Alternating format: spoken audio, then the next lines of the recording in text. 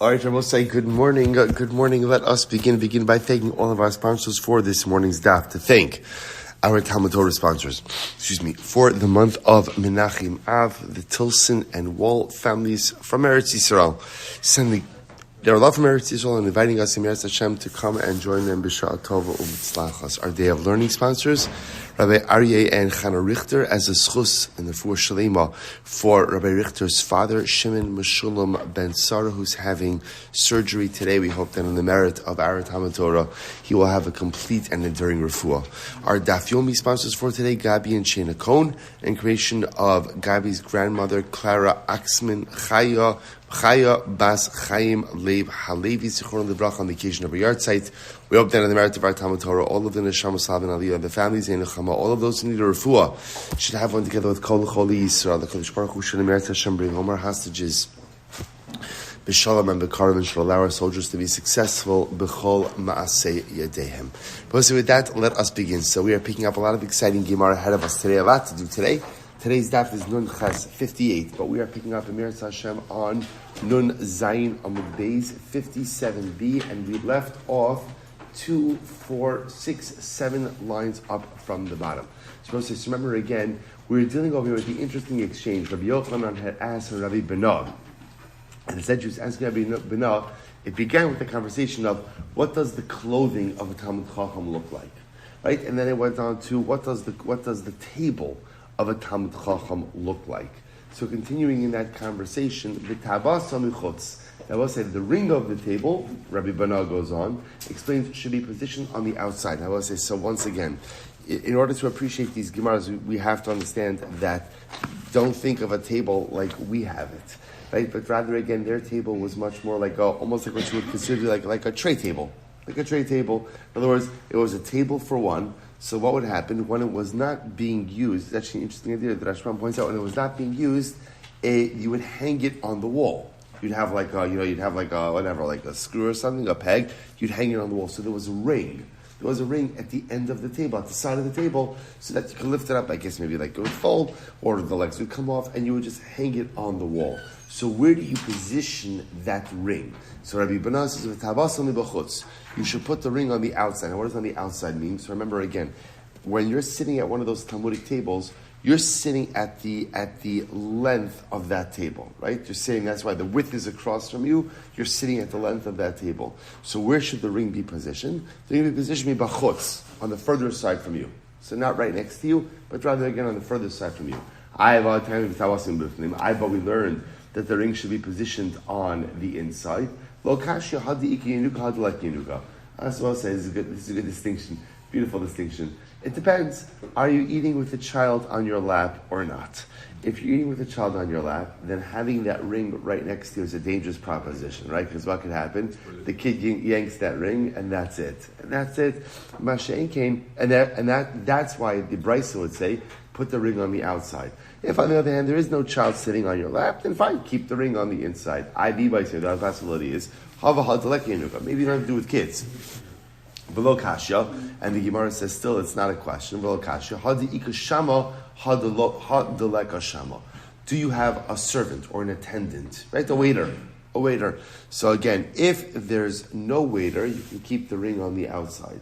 If there is a waiter, you want the ring on the inside so that the waiter doesn't brush against the ring and potentially knock down the table. You might say the other possibility is both cases are talking about where there is a waiter. V'lo kash, it's not a contradiction. Ha b'yamama, ha b'leila. One is talking about night and one is talking about day. So remember again, by day, when you can go ahead and see the ring, right? The servant could see the ring, he's not going to bump into it. But by night, when he can't necessarily see the ring as well, remember it's not necessarily as illuminated, therefore you want to put the ring on the inside. Okay, so all of this, Rabbi Benah is describing over here, the table of a Talmud Chacham. V'shal Amaretz, but the table of an Amaretz, the table again of someone who's just ignorant. Dome, top of Nun Ches, Doma lemedura ukideros makifos also. It's like a fire. It's like a fire in the middle with pots surrounding it. All the way. So what does it mean? Look at the Rashbam. Lemedura shemukefes keros fa'ish ba'emtza afkan hamapa va'alechem ba'emtza va'karo saviv. So the tip of an amaris, if you can imagine, the Rebbeinu describes it is you have the mappa, the napkin, and the bread in the middle, and pots surrounding it. So obviously, it's not a very helpful matzah, not a very helpful situation if the food is in the middle and there's pots surrounding it and I'm sitting at that table. What's the imagery? The imagery is a lack of faith, because that's what we said yesterday. What was Rabbi Bernard describing? What is the primary trait of a Talmud Chacham? It's not even what's the trait of a Talmud Chacham, it's what is the life trait that allows a person to become a Talmud Chacham? And the answer is Seder, order. And by the way, it's not just a Talmud Chacham. It's what is the life trait that allows for success. I'm just determining life traits, but what is one of the life traits that allows for success? Seder.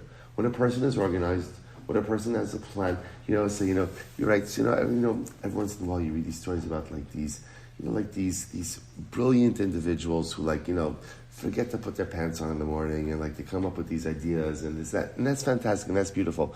But people like that really only become successful if they are surrounded by people who remember to put on their pants. In other words, so Seder is the most important thing in the world. Because without Seder, without an order, in other words, a person wakes up in the morning, what am I accomplishing today? What am I doing? When am I doing it? How am I doing it? Of course, plans change, things come up, you have to pivot. But without Seder, you can't maximize your time. And without maximization of one's time, one cannot become a Talmud Chacham, or for that matter, accomplish everything that is possible to accomplish in life. Seder is the key to life success. So therefore, again, that's what Rebbeinu is saying. Talmud Chacham looks a certain way. Talmud Chacham's table is arranged a certain way. What's in Amma Aretz? Amma Aretz is his stuff is everywhere. His stuff is everywhere. It was you see this, by the way, when a person is not organized or orderly and their stuff is everywhere, everything just takes so much longer because you can't find what you need to accomplish the given task. You'll get to it, but everything is so much longer. It's incredible. So the Gemara goes weiter. What does the bed of a Talmud Chacham look like? Interesting Gemaras. So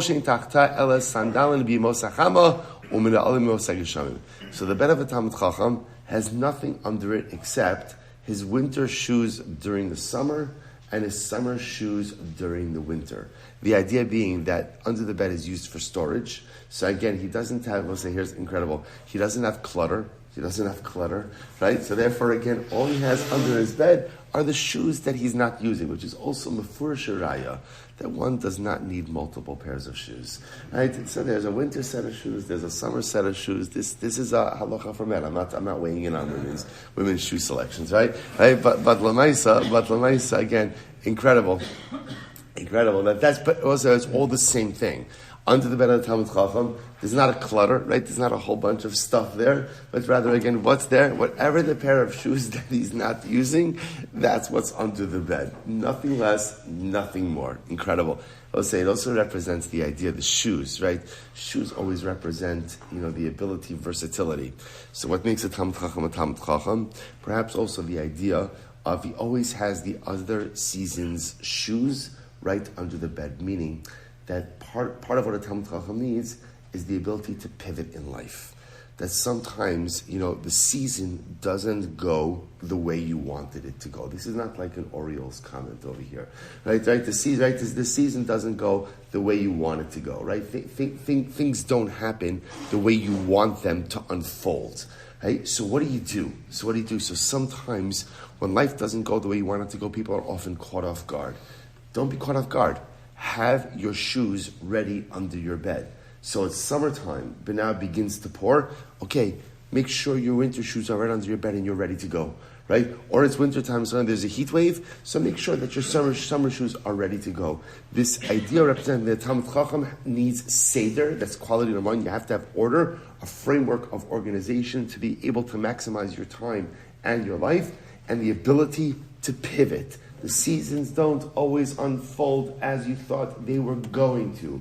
make sure to always have the other season's shoes right under your bed. So if you need to pull them out, nothing could stop you from moving forward in life. Don't allow unexpected circumstances to derail you, but be prepared as best as you can for the unexpected. Have your seasonal shoes ready and be ready to move yourself forward. The Gemara goes weiter. So I will say, what does under the bed of an Am Haaretz look like? Domela otzar belus. Just looks like your garage, like it looks like a otzar belus literally means like a storehouse. That's the place where you just like throw everything that you're not currently using. You think you're probably going to need it in the future, but you're not exactly sure, but you don't want to throw it away, so you just throw everything in there. So under the Sarosa, it's incredible, right? That again, once again, these things are all tied together. It's not the pshat that this is what an Am Haaretz does. It's the pshat that this is the trait that engenders amaratzus. This is the trait that engenders ignorance, a lack of seder, a lack of order, which leads to a lack of maximization of one's time and one's life. That leads to an Am Haaretz personality. Incredible. Rabbi Aryeh, we'll say incredible Gemara over here. Rabbi Aryeh took upon himself to mark graves. The idea over here, this is for two reasons. Number one, take a look at the Rashbam. Rabbi Adam Gadol v'chashav haya. He was a great man, and he was chashav. Lefichach nitan lo reshus likanis l'kerei tzadikim. And therefore, we're going to see he was given the right, he was given the license to enter into the graves of righteous people. But the idea over here is that he took upon himself, this was a public service, to outline graves, so that people, remembering I will say, if you stumble upon a grave and you didn't know it was a grave, so the Maisa again, there's a tumah problem. If you are holding kachim, right, or if you are holding, like say, trumas and maisras, they become ritually impure. So he took upon himself to go ahead and outline graves. So we'll say, get ready for this. Kimatala ma'arta da Avram. He came to Maras Machpelah, came to Chevron, and he came to the kever of Avram Avinu. Ashkechele Eliezer Eved Avram the Kai Kame Bava. He found Eliezer was standing at the entranceway to the Eliezer, the servant of Avram Avinu. Eliezer was standing at the entranceway to the cave. Amarle, my Ka'aved Avram. So Rabbana says, what is Avram up to? What is Avram Avinu doing now? So I say, this is so beautiful. Amarle, first wide line, Chesam Nalif, Gani Bekam Fot the Sarah. He is in the embrace of Sarah Imenu, and she is looking at his head. So just to understand the image over here is that Sarah is like holding Avram, right? Like Avram's head is like against her chest, and she's looking down at his head. She's holding Avram Avinu in this loving embrace. First of all, what is that? Right, what is that supposed to represent? So we'll say, I think just on a very pashat level, it represents the profound and overwhelming love that Avram and Sarah shared. And that love was a transcendent love. The relationship that all of the Avos and the Ima'os had, the matriarchs and patriarchs, were very different. Avram and Sarah had a very unique relationship in that there was almost like this symbiotic partnership. There wasn't an Avram without a Sarah, and there wasn't a Sarah without an Avram. They were truly, truly like one entity. In fact, it's fascinating. Rabbi Soloveitchik points out that after Sarah Imenu died, we don't find any dynamic activity from Avram Avinu. Right, Sarah dies, and after that, only thing we hear about now. But remember, before Sarah died, Avram Avinu is running all over the place. Right, he's doing everything. He's trying to change the world. Sarah dies, and literally the only thing we hear about Avram Avinu doing, Parshas Chaya Sarah, is he dispatches Eliezer to find a wife for Yitzchak. That's it. No traveling, right? No spreading the word of God. Nothing. Everything stops. And Rabbi Soloveitchik comments, why is that? Because without Sarah, there wasn't an Avram. And by the way, that was different than other Avos and Imos, right? It wasn't the same by Yitzchak and Rivka. It wasn't the same by Yaakov, Rachel and Leah. Everyone had everyone does have different marriages and different forms of partnership. But the bond of Avram and Sarah was such a profoundly intense one that literally, again, it's like again when Avram, we have to get to the Gemara, when HaKadosh Baruch Hu tells Avram, you're going to have a child with Sarah, right? So what does Avram Avinu say? He says, Lu Yishmael Yichya Lefanecha, just let Yishmael live. Just like Yishmael. Why do you have to give me? I have a kid. Get Yishmael. And HaKadosh Baruch Hu is saying to him, no. It's got to come from Sarah. It's got to come from Sarah. Your future is not just from you. Your future is from you and Sarah. So I say this incredible, profound, and intense marital bond. So that even in death, what does Avram Avinu do? He's locked in embrace with Sarah Imenu. It's so beautiful. So the Gemara says as follows: Emalei b'na Chaya Bava. This is great. So b'na tells Eliezer, tell him that b'na is here to see him. Right? Tell him that Rabbi b'na is here to see Avram. Amrlei. So Eliezer tells Avram, Amrlei, Leo, let him in. Made the yada the yetzer b'hai al maleka.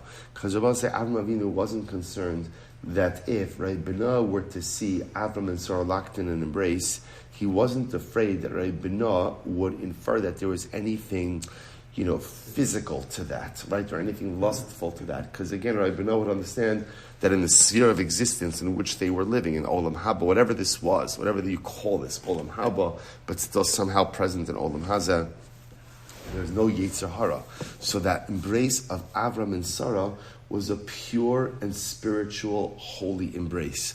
So Ayin b'nafak. So we'll say, so what happened? So Eretz Bina went in. Now, why is he going into Marsa Machpelah? Why is he going in? He's going in to measure the dimensions of the cave so that he could mark it above ground. Right? Remember, that's the chap over here. He's marking graves. He's marking graves so that people should know. Now remember, these are subterranean caves. So he goes in, he measures, and then he goes on top and he outlines the area. Fine. So the Gemara says, so we'll say, so now, remember, who else is buried in Marsa Machpelah? Adam and Chava. So now he wanted to come into the burial chamber of Adam and Chava and measure that as well. So what happened? Yotza Sabaskal va'amra. So a Baskal, heavenly voice, came out and said, Nistalka b'demus diyukni. B'diyukni atzma al tistakel. You have already looked. So the Baskal came out and said to Rabbi Bina, you've already seen something made in my image. Now we're going to see that's actually a reference to Yaakov, that when he went into the burial chamber of Marsa Machpelah, he saw, remember all of the Avos, he saw Yaakov Avinu. Yaakov Avinu was so beautiful. His visage, so to speak, was reminiscent of the Shekhinah. So you've already seen Yaakov. You cannot look at my own image, Kosh Baruch Hu says. Now, that was a reference to Adam. Adam was even made in the more direct image of HaKadosh Baruch Hu. So the Baskal comes out and says, you already saw Yaakov, you can't look upon Adam. Rabbi Bina said, how about let's say so Rabbi Bina said, but I need to know the dimensions of Adam's burial chamber, because I have to be able to trace that area on the outside. So to which the Gemara says, so it's the same dimensions as Avram. In other words, Rabbi says, so there's a machlokes exactly how Marsa Machpelah is structured. Is it, an exterior chamber and then an interior chamber, or is it a two-tier subterranean cave? So whatever the arrangement exactly of Marsa Machpelah is, Adam Harishon's burial area is the same as Avram and Sarah's burial area. So therefore the Baskal said to Rabbi Bina, you do not need to go in to see anything, it's the same dimensions. Rabbi Bina says, even though I didn't get to go in to see Adam, Nistakalti b'shnei akevav, I saw the heels of his feet, v'domim l'shnei galgalei chama, and they looked like the balls of the sun, like two suns. So it's pretty incredible. So apparently Adam Arishon was like luminescent even after death. Okay, incredible Gemara. So I'll say, by the way, I'll just point out what's the connection over here? Like what exactly is the connection? So first of all, the connection is Rabbi Bina. That's the connection. Remember, the whole conversation over here started with Rav Nachman asking Rabbi Bina, what does the table of a Talmud Chacham look like? What does the bed of the Talmud Chacham look like? And then there's Rabbi Bina going into, and he's speaking. Again, the fact that he's measuring graves, just to understand, that's not like the gripping part of the story. He's talking to Avram. Right? He's talking to Avram. He has a conversation with Avram Avinu. Right? He's going ahead and hearing from the Bas Kol. So I'll say, so again, the connection is as follows. When you live a life of Seder, that allows you to unlock your greatness. So again, that's the progression over here.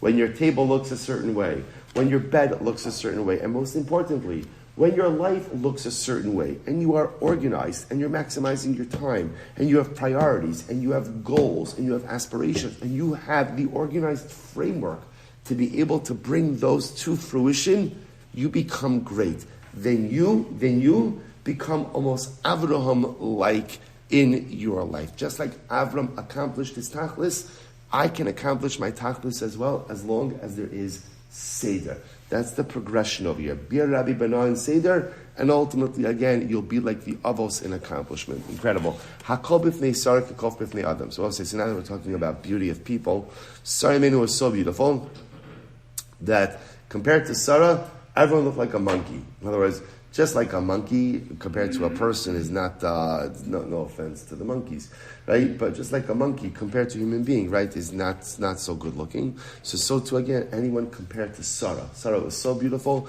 that every other person paled in comparison to her. Sarah b'fnei Chava k'kof b'fnei Adam. Sarah in front of Chava was like a monkey to a person. In other words, as beautiful as Sarah was, Chava was even more beautiful. Chava b'fnei Adam k'kof b'fnei Adam. And Chava compared to Adam. Compared to us. That's what I will say. By the way, you see over here that the beauty can't be understood probably in the way that we're thinking about beauty. And ours, when it was comparing woman to woman, that's one thing. But the idea over here that the beauty of Chava is compared to Adam, right, indicates to us that this is not just simply a physical beauty. There's some other spiritual intangibility that they're talking about over here. Adam b'fnei Shechina, kikov b'fnei Adam. Adam Rishon compared to the Shechina, right? Compared to the beauty of the Shechina, is like a monkey compared to a person. Shufrei Rav Kahana means Shufrei Rav. Shufrei Rav means Shufrei Rabbi Avo. So the beauty of Rav Kahana was a derivative of the beauty of Rav. The beauty of Rav was a derivative of the beauty of Rabbi Avo. Shufrei Rabbi Avo means Shufrei Yaakov Avinu. The beauty of Rabbi Avo was a derivative of the beauty of Yaakov Avinu. Shufrei Yaakov Avinu me'in Shufrei Adam Rishon. And the beauty of Yaakov Avinu is a derivative of the beauty of Adam Rishon. So I will say that there's a lot going on over here. We don't have time to get into all of this. But I will say, but just understand that again, this ability, this beauty is when you're able to tap in to the energy and to the essence of a tzaddik. What that does is you are able to tap into his beauty, his chaim, his beauty, his goodkeit, his goodness devolves upon you as well. Magusha, incredible story. But again, I will say you should fold down these pages. One day we'll have to, when we have our Daf Yomi and Chabura, we'll have to come back to these. Magusha, this is a great story. There was a magician, a sorcerer, not Jewish sorcerer, Magusha, the Havachatit Shakti. So I'll say, what would he do? He would rob corpses.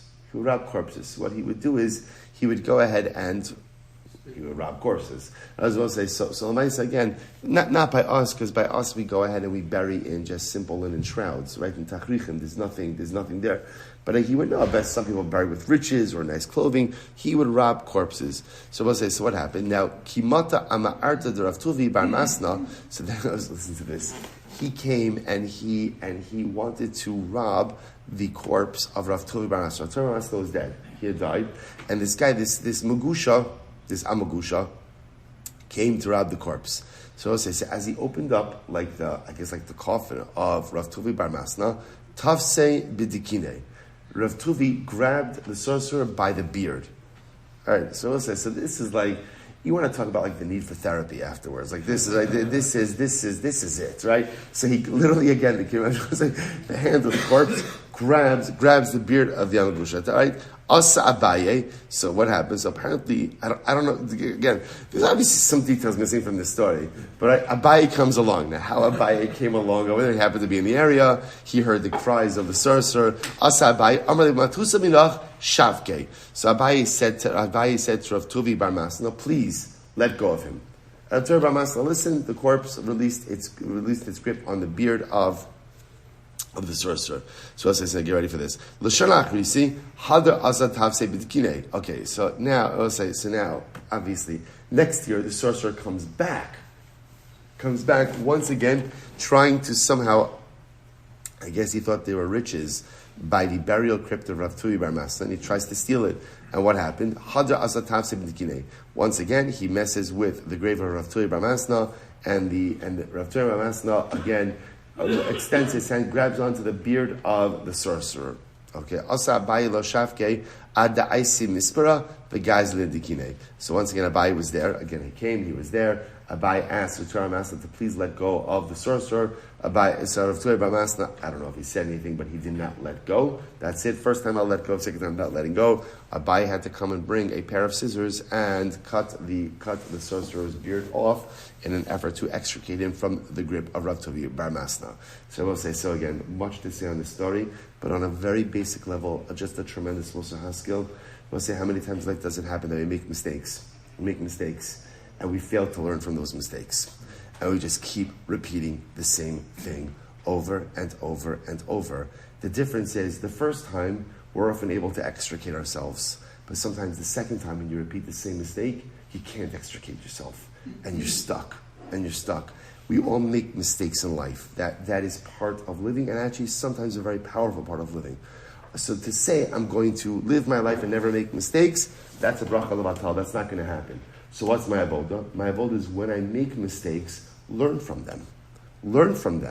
And as a result of learning from them, don't repeat them. Now, I'll just make different mistakes, which is okay. That's part of living. But there's success in not repeating the same mistake. Because often, again, repeat the same mistakes, and often the consequences the second time are much more dire and permanent than the first. Incredible. The guy, okay, he made a mistake. He robbed the wrong corpse. Learned from it. But to come back again and repeat the same mistake, unforgivable. Okay, so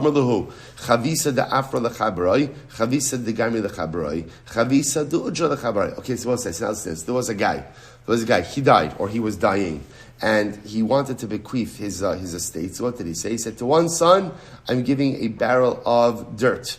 To one son, I'm giving a barrel of bones, and to one son, I'm giving a barrel of cotton. Okay, so we'll say, so here was the problem. The kids had no idea what their father was talking about, because there was no barrel of dirt, there was no barrel of bones, and there was no barrel of cotton. So they had no idea what he was talking about. So I was looking at Rabbi Aryeh. So we'll say once again, Rabbi Aryeh is the primary character of this primary personality of our Gemara today. So they came up for Rabbi Aryeh. Amar lahu.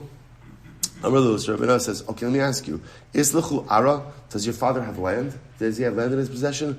Amar lahu in. So the kids said yes. So Rabbi Aryeh said, okay, when your father said a barrel of earth, he meant land. So whoever he gave the barrel of earth to, you get the land. Isluchu chiyusa, do you have any livestock? So the Gemara says, in. The kid said yes. He says, that's the barrel of bones. The bones represent animals, livestock. Isluchu bistarki, do you have any clothing?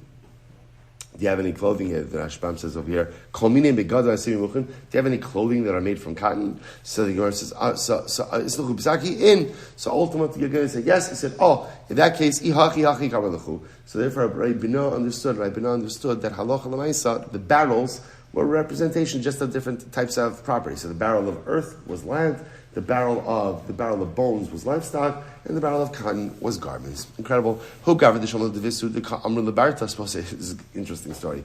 There was a guy who overheard his wife speaking to his daughter. Right? So who gathered the Shimon heard his wife saying, so the mother was giving her daughter musar. The daughter apparently was a married woman, and she was very immoral. So the mother said to her daughter, why aren't you more discreet in your immorality, in your marital indiscretions? The mother says, look at me, for example. Asara bani isla, I have 10 sons, v'lesli me'avuch elachad, and only one of them is from your father. And yet your father has no idea. So I'll say, in life, it is always important to look to look for the bright side of things. The good news is they have a very strong mother-daughter relationship, right? And that is something that should not be taken lightly, right? They have excellent communication, mamish togetherness. So mother and daughter in a very private bonding moment, right? Speak about the mother telling her daughter, "I have 10 sons. Only one of them is from your father, and he has no idea, except now he does." Says the Gemara. Kishachiv, so now the father is going to die, I would imagine probably not so long after hearing this revelation. I say he's dying. Amar lahu, kol nechasi lechad bara. So he said, I hereby leave all of my property to one of my sons. So obviously what ended up happening over here is he recognized that only one of the kids was his. Now he did not know which one. So he says, I'm leaving all of my property ultimately again to one son. Lo yada lahu minayu. So obviously no one knew which son he left it to. So it came off Rabbi Aryeh. So we'll say always Rabbi Aryeh. We'll say again, Rabbi Aryeh, when you have seder, and when you have clarity, and when you're organized in life, you can navigate a lot of complex situations and come up with solutions. This is incredible. Amalahu, zilu chavutu kavra davuchon adekai umagli luchu lahai minayu shafka. So listen to this. Rabbi Aryeh said this. Guys, sons. He gathered the sons. He said, here's what you have to do. You have to go to your father's grave and literally, again, hit the grave, like stamp on the grave until your father's spirit reveals itself and tells you to which of the sons he left the property. They're both saying, now this act of like stamping on a parent's grave is a pretty significant thing, but he said you have to summon the spirit. Azlu kulu, all the sons went. Hahu dibrei hava lo azil. All the sons went except for one. The stamp on their father's kever. Amraluhu kulhu nechasei dai. Rabbi Aryeh said that son. Now I will say, now why did one of them stay behind? One of them stayed behind because he felt uncomfortable stamping on his father's grave. Rabbi Aryeh said, that's the son. See, all the other ones didn't feel any sense of, didn't feel any negativity with stamping on the grave because at the end of the day it wasn't their father.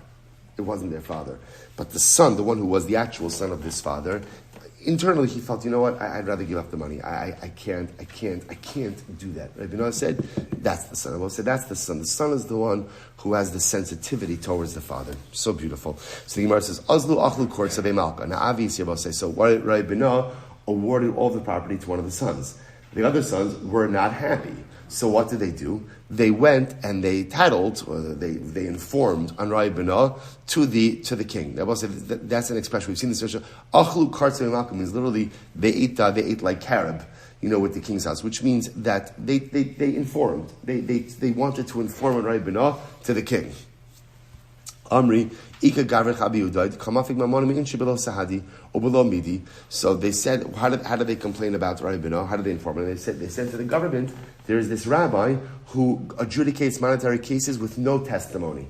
And they weren't wrong. In other words, Rabbi Aryeh went ahead and awarded the entire estate to one son based on this plan. They were saying, by the way, we have a word for that in Allah. What do we call that? We've seen that. That's called Shuda Dedaini.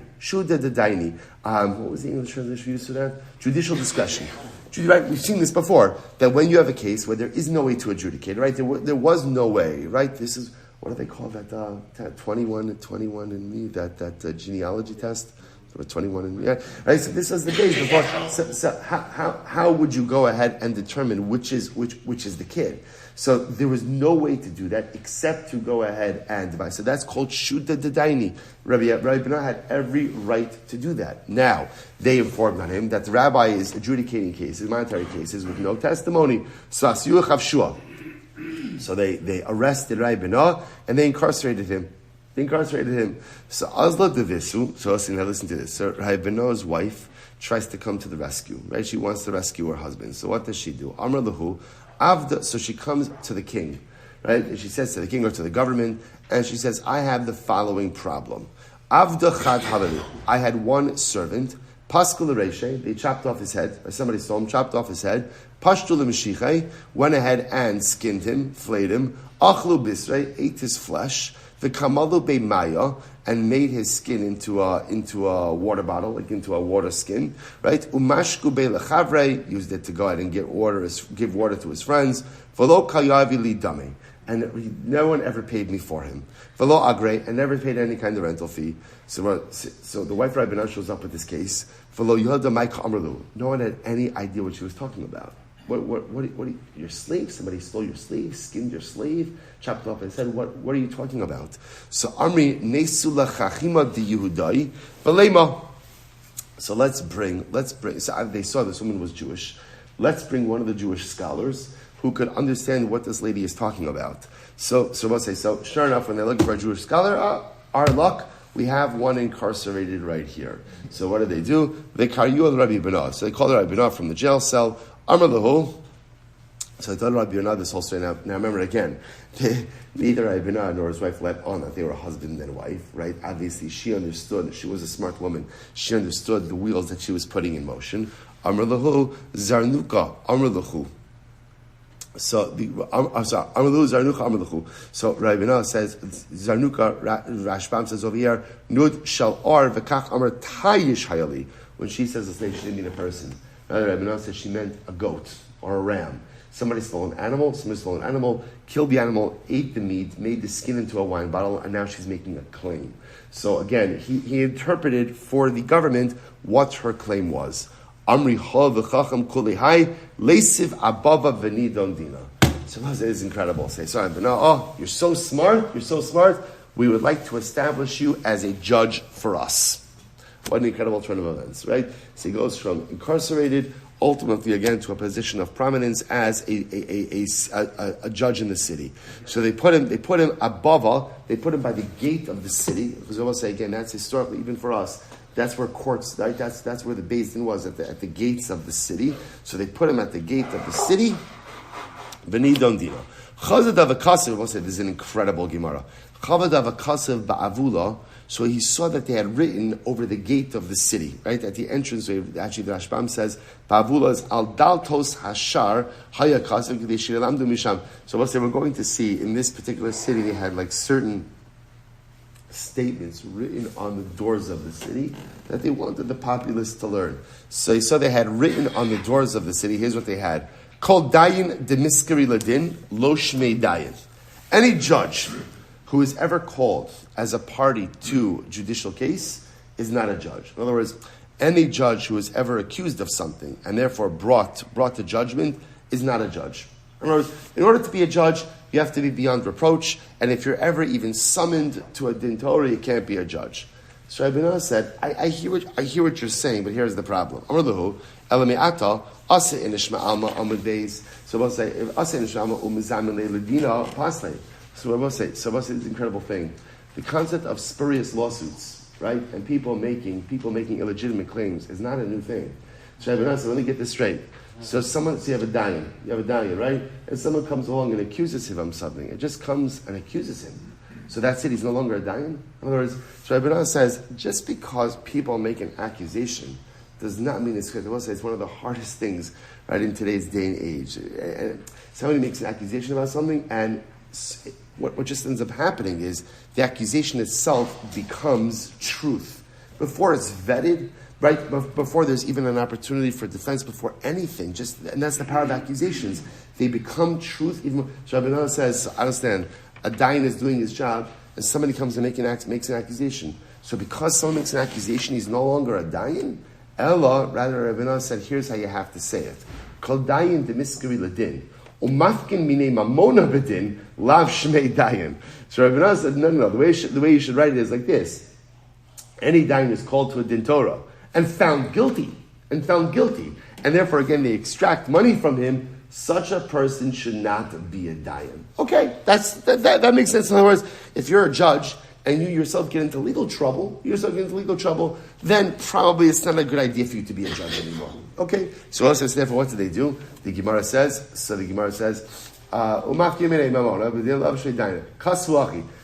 therefore they added on something more to the inscription on the door, right? So in the beginning, what the inscription on the door said, right?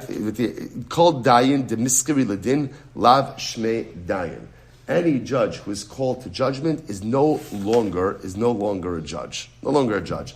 Then they added on the following lines. Baram, however, Sabi Diuda Yamri, the Jewish sages say, the Jewish elders say, Kol Dayin Demiskir Ledinu Mafkin Min Imamona Bedin Lav Shmei Dayin. Any judge who is called to a court case and has money extracted from him, i.e. is found guilty, is no longer considered to be a judge. So they added in this additional line, right? This is what we say, but the Jewish sages say as follows. Incredible. Chaza, we'll say, by the way, and maybe this is like a little bit even like too jaded, but it's fascinating to me. Like, why wouldn't they just rewrite the saying? Like, in other words, their saying was any judge who is summoned to judgment is no longer a judge. Is no longer a judge. So Rabbi Aryeh says, guys, that doesn't make any sense. Because someone is summoned to judgment doesn't mean that they're guilty. Rather, it should say any judge who's summoned to judgment and found guilty should no longer be a judge. So I'll say, yeah, it makes a lot of sense. So what do? They kept their line there, and then they added in our line afterwards. But our line contradicts their line, so why not rewrite the whole thing? So I'll say, I think it's important to understand that the world has never been and will never be accepting of MS when that MS comes from Jews. The world has its view. And even if we are able to put forward a view that is absolute and unequivocal truth, the world is very, very uninterested in the truth as espoused by the Jewish people. The world has its narrative, and they have their narrative about us, and they have their narrative about a lot of things. We could show from here until tomorrow, what MS is. And I will say, how it's incredible learning this Gemara now, right? We, in this current war, we are on the side of light. We are on the side of justice. Our people were the victims of a barbaric massacre on October 7th that nothing could go ahead and justify. We are the ones waging battles, destroying tunnels that were made with misappropriated funds that came from all over the world. There are civilian casualties because our enemies choose to fight from densely populated areas. That's why our army puts itself at a disadvantage in order to minimize those casualties. Our men, women, and children are still being held hostage. But it's incredible. The world does not believe in ever seeing the truth when it's espoused by Jews. We could prove it. This is so important because sometimes, and it sounds like a little bit sad, but sometimes you almost have to accept that there's always going to be a certain level of just, they're not interested. The world is, and when I say the world, that's obviously a very sweeping statement and not an appropriate generalization, because there are so many good people in the world, Baruch Hashem, and so many people who are open to the truth. But it's important to understand that this dynamic of an unwillingness to hear truth because it's us who's saying it, it's not a new thing. It's not a new thing. That has been the dynamic of our people from the beginning of time. From the time that Avraham Avinu was trying to show the world about monotheism, and most of the world was simply uninterested, it's continued that when truth can be truth. If it comes from anyone else, people will listen. Sometimes if truth comes from Jews, for whatever the reason, the world often turns a deaf ear. Incredible. Chaza. Listen to this. We'll say. So Rabbi Aryeh saw there was another statement that was written. And what did he see? Chaza. Berosh kol masa anadam. At the head of every illness is blood. I was about to say that they believed that all illnesses came, Rashman points out, from an excess of blood. This whole chap of excess of blood, this is why bloodletting was a very big thing, right? The thought was that if you could get some blood out of the system, it'll heal illness. So they had this statement written that at the head of literally, Barosh kol mosa, really what it means is at the head of every death. In other words, the major cause of death is because of too much blood, right? Kol chayin anachamar. At the head of every elixir for life is wine. That may be true, right? So remember again, we've seen this before. Remember again, our Gemara in Gittin, right? Almost like the cure to every single malady. Remember again, fatty meat and wine, right? Fatty meat and undiluted wine, all right, less diluted wine. So again, this was reflective of their understanding of medicine. So understand, if somebody falls off a tree and dies, so that was a blood disorder that killed them. So how can you say that blood is at the head of every single death? Furthermore, again, if somebody's dying and you give them wine, suddenly they're healed. So the statement seemed to be inaccurate. Rather, this is what you have to write. Barosh kol marin on adam. At the head of every illness, not at the head of every death. At the head of every illness is blood. That often, again, this was their what they held to be truth. That ultimately, again, at the root of every illness, at the head of every illness is some kind of blood disorder. Barosh kol asvan, at the head of every remedy. Every good remedy has anachamar, has wine with it. Every good remedy has, so he amended it. Not that blood causes most deaths, and not that wine is for every single, remedies everything, but rather, again, at the head of most illness is going to be some type of blood disorder, and at the head of almost all remedies is wine. So let's listen to this. So kasvachi. So sure enough, they amended the statement. So what did the statement say? So they, like we said, they kept their original statement, right? So their original statement read, Barosh kol masa anadam, at the head of every death is blood, right? And Barosh kol chayin anachama, at the head of every life or remedy is wine. So then they appended it, and they kept their statement, and they said, Baram Sabi di Yehudai, Amri Barosh Kol Marin Anadam. The elders of the Jews, the wise ones of the Jews, say that at the head of every illness is blood, and at the head of every remedy, ultimately again is wine. So it means, once again, they did not go ahead and rewrite their statement. They kept their statement. They just put a Jewish footnote in there. Ba'asr deles chamar taman mitbu samanim. And a place, by the way, where there's no wine, what do? You have herbs. So the Gemara says, Kasav apischa de kapotkia, anpok anbog antal. So we'll say, now that we're talking about what was written kind of at the gates of the cities, it's at the gates of the city of Kapotkia, they wrote the following. They wrote these three words, anpok anbog antal. So we'll say these are measurements. So it could be, by the way, that Kapotkia was also like a major center of commerce, so that when you walked into the city, they had the names of the measurements. And what they were telling you was the measurements of Anpok, Anbug, and Antal are all the same thing. Which makes sense, because if it was like a commerce center, you have people coming from all over the place, people often called measures by different names. So when you went into the city, by the way, Chevra, all these are the same measure. Ve'ezu Antal, what is an Antal? Zehu revius shel Torah. I will say this is what we call a revius. What we call a revius. Oh, incredible. All right, it says the Mishnah. Hamar, we'll say back to Chazaka. Hamar Zev, ein lo Chazaka, ve'eshim koma Chazaka. So we'll say, so Hamar Zev is a downspout. So we'll say, so remember again, a gutter is comprised of, or I should say a gutter system has two parts. You have the gutter. Now when we talk about the gutter, so the gutter is the part that goes along the roof line, right? And then of course, from the gutter, right, how does water get from the gutter wherever you want it, right? So you have a downspout, that's a marzev. That's a marzev. So that's the channel or the pipe that takes the water again from the gutter out.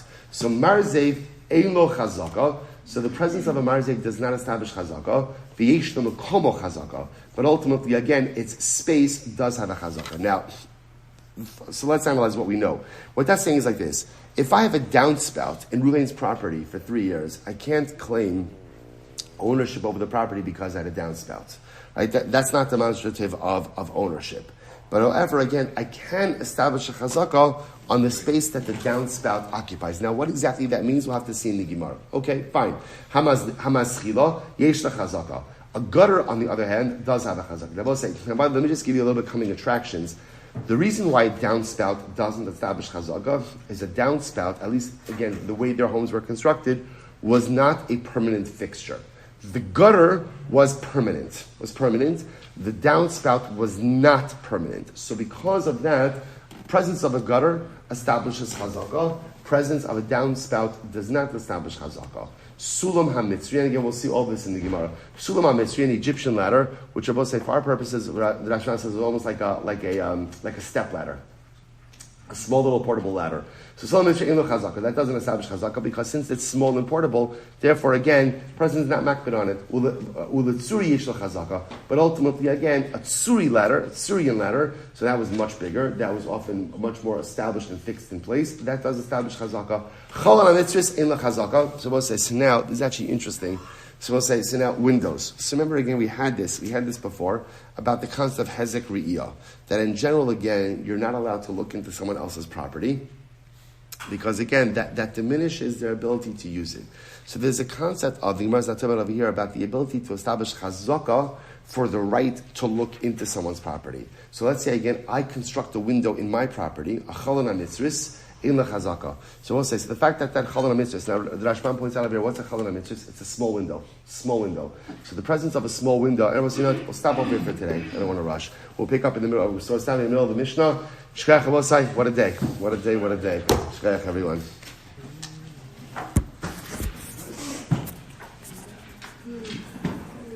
All right, have a great day, everyone.